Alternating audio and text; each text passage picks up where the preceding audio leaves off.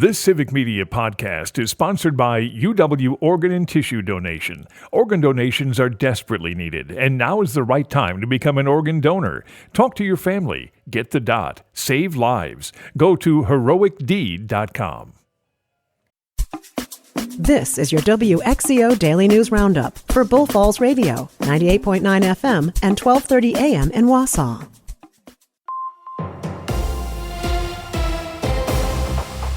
For WXCO News, I'm Brittany Merlot. Tammy Baldwin, who is trying to win a third term in the Senate, is in a tight race with Republican Eric Hovde. She made a stop in Wausau yesterday afternoon on her bus tour. So Eric Hovde owns a $3 billion California bank. He owns a $7 million home in Laguna Beach, California. And he's been named one of Orange County's more influential people 3 years in a row. We have a brown county. We have a green county. We do not have an Orange County, Wisconsin. Baldwin was joined by Senator Chris Coons of Delaware. Coons, who succeeded President Joe Biden as one of Delaware's 2 senators, has been in the Senate with Baldwin since she joined in January of 2013. We've done some amazing work in Washington in the last 4 years. We've passed big, bold legislation that reinvests in manufacturing and infrastructure, that helps take care of our veterans, that puts a record amount of money into community mental health, that deals with gun safety, and that tries to push back on tariffs. But all of this is at risk if we don't elect Kamala Harris and Tim Walz, the next president and vice president of the United States, and if we don't return my friend and colleague, Tammy Baldwin, to the U.S. Senate. By tomorrow, her bus tour will have covered more than 13,000 miles across Wisconsin. I had a pre-existing health condition as a child and didn't have insurance for my entire youth. And I grew up believing that was wrong. And so to get the opportunity in public service to tell those powerful health insurance companies, you can no longer discriminate based on a pre-existing condition or even an existing condition, like somebody struggling with cancer or with diabetes or with asthma. We got that done. We can do big things, but not if Eric Hovde becomes the next U.S. Senator. Baldwin noted different priorities between her and her Republican opponent. On taxes, Eric Hovde favors a $4 trillion tax giveaway to wealthy people like himself and big corporations. Meanwhile, I am fighting to bring down taxes for working people with the child tax credit, earned income tax credit, and the ability to put up a down payment for a first home. The Wausau stop was the 10th over the past 3 days during a 5-day bus tour for the Baldwin campaign. And she's taken of her own life the lessons and experiences she had, from a childhood illness to the challenges with mental health her mother faced, to the issues her grandparents had getting affordable, quality health care, and has been tireless in working to make sure that others have fair, affordable, equal access to opportunity, to health care, to afford child care, to rebuild manufacturing, to reinvest in our infrastructure, to make the economy here in Wisconsin fairer and more positive, more inclusive, one where from agriculture to manufacturing, there's a brighter future. Baldwin noted that she feels there are different priorities between her and her Republican opponent on the issues of taxes. But how would Eric Hovde pay for that $4 trillion tax cut? By cutting Social Security and Medicare and making cuts across the board. He calls for the elimination of the Department of Education. He calls for 1/3 cut in the U.S. Department of Agriculture. The stakes couldn't be higher. Our very democracy rests on this. The bus campaign finishes in Madison at an event featuring Vice President Kamala Harris tomorrow. There has been a lot of campaigning from national dignitaries in Wisconsin this month. But as Lisa Hale reports, not all of it is exclusive to the presidential election.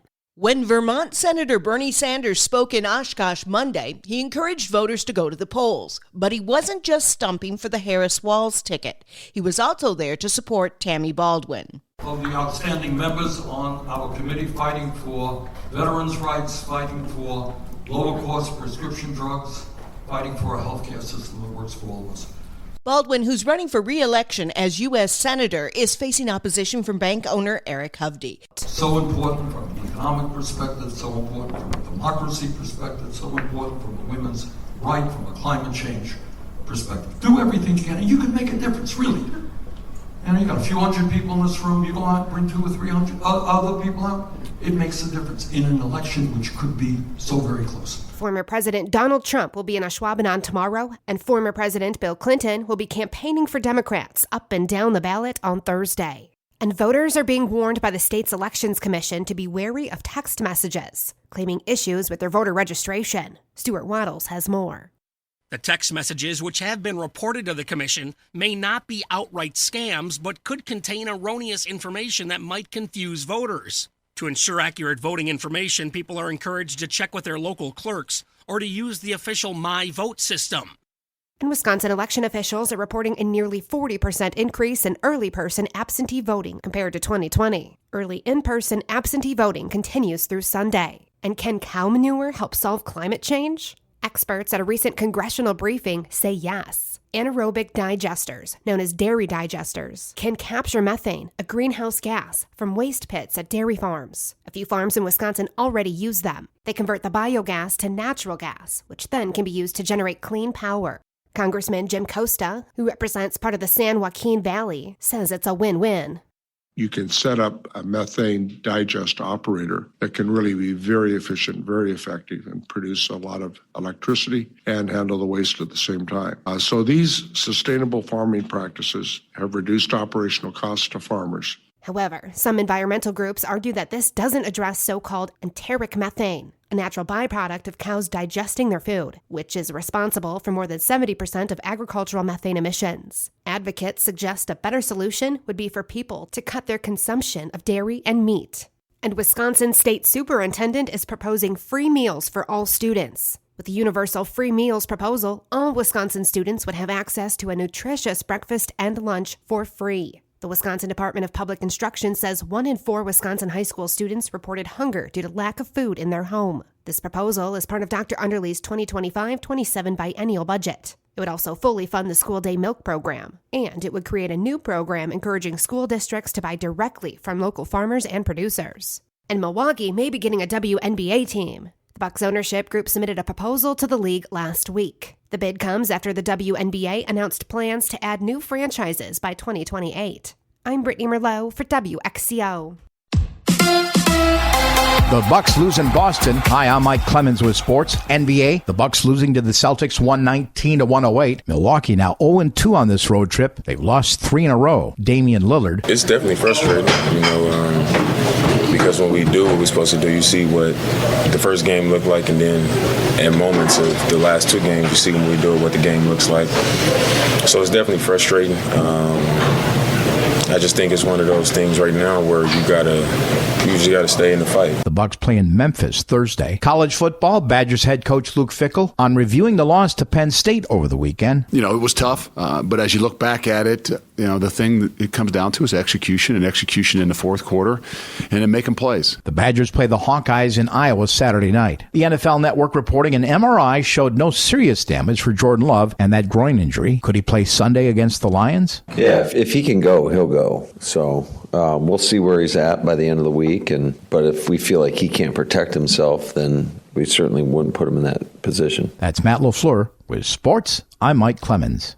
On your entertainment beat, I'm Pete Schwaba. Venom: The Last Dance led the way at the U.S. box office last weekend, taking in $51 million, but it was still a bit of a disappointment. The final chapter of the Venom trilogy, starring Tom Hardy, was tracking to the tune of a much bigger showing at the box office. The studio was hoping it pulled in an additional $20 million. Partial blame can go to the World Series, but not all of it, according to prognosticators. No reason to shed tears for Sony, as the film is performing well overseas. Coming in second was Smile 2 with just over $9 million, but a 60% drop-off after opening weekend, a little more than you'd like. The Wild Robot took in over $6 million in its 5th weekend in theaters. Outperforming Smile 2 and The Wild Robot on a per-screen average was newcomer Conclave, which received rave reviews and came in 4th place despite a limited release compared to other films. Rounding out the top 5 was the Andrew Garfield, Florence Pugh-led romance We Live in Time, which was expanded to more theaters last weekend. Scary movie releases are winding down, folks. John Oliver's comedic takes on current events are top-notch. If you want a sample size and a good laugh, check out his and Will Ferrell's Ferrell's funny parody of Lee Greenwood's God Bless the USA. Oliver, an immigrant himself, had to take a test to become a citizen and then listen to Greenwood's song during his citizenship ceremony and thought new U.S. citizens deserved better. When he found out Greenwood charges the U.S. government $700 a year to use the song, it rubbed him the wrong way. So he is offering the new Will Ferrell version to the government for $701. Seems like a sensible price. Uma Thurman and Anthony Hopkins are teaming up with another up-and-coming actress, Phoebe Dynevor, for a forbidden love story called The Housekeeper. The film will be set in England at Hopkins' character's vast estate, with Thurman playing a housekeeper falling for a young woman and author who is visiting. It sounds quite steamy because Thurman and Dynevor are both very attractive, and even more so because there is no mention of Anthony Hopkins doing a love scene. Matthew Perry died over a year ago, but the story is still very much in the news. Variety reports that Perry's family is taking legal action against the doctors and those who supplied him with ketamine. Perry's mother and stepfather and 3 siblings appeared on the Today Show with Savannah Guthrie and discussed the pending 2025 trial against 2 of the parties that supplied the drugs to Perry. Charges were brought after a joint LAPD-DEA investigation into Perry's death. What could possibly be more fun than a Timothée Chalamet look-alike contest in New York City? How about Timothée Chalamet actually crashing the party? The actor showed up incognito at first to a sea of young men who looked similar and surprised everybody when he removed sunglasses and a mask, then posed for selfies with contestants. The contest was promoted by the use of flyers over the last few weeks. The winner was to receive a $50 prize. Seems kind of lame. In case you're wondering, the actual Timothée Chalamet took 3rd place. For more showbiz fun, tune into Nightlight with me, Pete Schwaba, weeknights from 6 to 8 p.m. on the Civic Media Radio Network. It is going to be warm and windy today with near record highs in the upper 70s this afternoon. The wind will be out of the south gusting to between 30 and 40. Tonight, 66. Tomorrow, scattered showers and thunderstorms tomorrow and tomorrow night. Some heavy rain possible with falling temperatures into the upper 50s by late afternoon. I'm meteorologist Sean Cable. Outside now, it's 53. That's your WXCO Daily News Roundup from Civic Media. Subscribe to this podcast on Spotify, Apple, or wherever you find your podcasts. Find more news at bullfallsradio.com. The national news cycle never stops, but it can be hard to find news about your local community. Civic Media is dedicated to providing quality local and state news coverage across Wisconsin. With the Civic Media app, you can get notifications about local stories that matter to you and your community. Find the free Civic Media app in your phone's app store and choose notifications from the menu to tell us what kind of news you want to hear about.